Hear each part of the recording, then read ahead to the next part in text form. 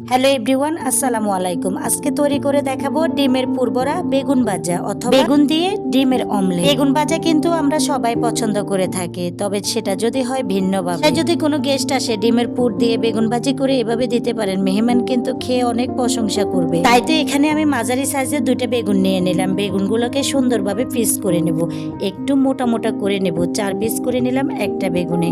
এমন ভাবে করবেন যাতে করে বেগুনটা একেবারে পাতলাও না হয়ে যায়, আবার বেশি মোটাও না। এখন আমি 2টা বেগুনকে 8 পিস করে নিলাম। একটা ছুরির সাহায্যে সুন্দর করে মাঝখানটা গর্ত করে নিব। এগুলো কিন্তু আমি ফেলে দেব না, এগুলাই হচ্ছে আসল কাজ। এখন আমি একে একে সবগুলোকে এভাবে করে নেব। দেখেন মাঝখানের অংশটা দিয়ে আমি এভাবে স্লাইস করে কেটে নেব। এখন চিকন চিকন করে আবার কেটে একেবারে মিহি করে ছোট ছোট আকারের করে বেগুনটাকে কেটে নেব। বন্ধুরা, আমার ভিডিওতে আর আমার ভয়েসে যদি কোনো ভুল থাকে ক্ষমার দৃষ্টিতে দেখবে। বন্ধুরা, আরেকটা কথা তোমাদের সাথে বলতে ভুলে গেলাম, ভিডিওটা দেখতে দেখতে ছোট্ট করে একটা লাইক দিয়ে দাও। বেগুনগুলো কুচানো শেষ হয়ে গেছে, এই পর্যায়ে আমি রেখে দিলাম। এখন আমি এখানে 2 পিস পেঁয়াজকে সুন্দরভাবে ছোট ছোট করে কেটে নেব। পেঁয়াজগুলো একটু মিহি করে কাটার চেষ্টা করবেন, যেহেতু বেগুনের সাথে যেন মিলে যায়। এখন এখানে আমি 3টা কাঁচামরিচ নিলাম। আপনারা ইচ্ছে করলে বাড়িয়ে কমিয়ে নিতে পারেন, যে যেরকম জাল খায়। মরিচগুলোকে আমি কুচিয়ে নেব, বেগুনগুলোকে আমি একটা বাটিতে উঠিয়ে নেব। এখন আমি বেগুনগুলো হচ্ছে পানি দিয়ে ধুয়ে নেব। এগুলো কেটে রাখার পর পরে দেখতেছি কিভাবে কষে একেবারে কালো হয়ে যাচ্ছে।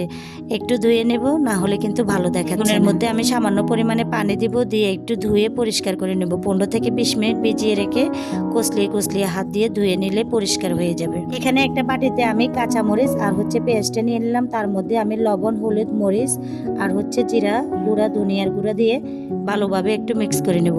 এখানে সব থেকে ইম্পর্টেন্ট হচ্ছে ডিমটাকে আমি ভেঙে দিয়ে এরপরে ভালোভাবে ম্যাশ করে নেব। করা হয়ে দিলে এখানে আমি বেগুনগুলা দিয়ে দিব, লাস্টে দিয়ে ভালোভাবে মেখে নেব। চুলায় একটা প্যান বসিয়ে দিলাম, তার মধ্যে আমি পর্যাপ্ত পরিমাণে তেল দিয়ে এখানে আমি হচ্ছে 4টা বেগুন দিয়ে দিলাম, কারণ এর থেকে বেশি হচ্ছে না।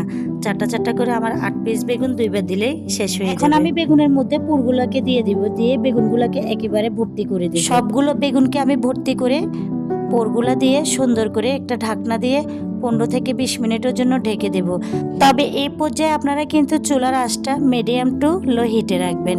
এখানে কিন্তু চুলার আঁচটা বাড়িয়ে দিলে বেগুনটা খুব তাড়াতাড়ি পুড়ে যাবে।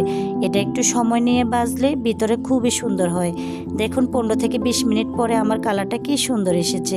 এখন আমি বেগুনগুলোকে উল্টিয়ে দিলাম। দেখুন বেগুনের কালারটা কিন্তু অনেক সুন্দর এসেছে। আমি 15 থেকে 20 মিনিট আবার ঢাকনা দিয়ে রেখে দেব।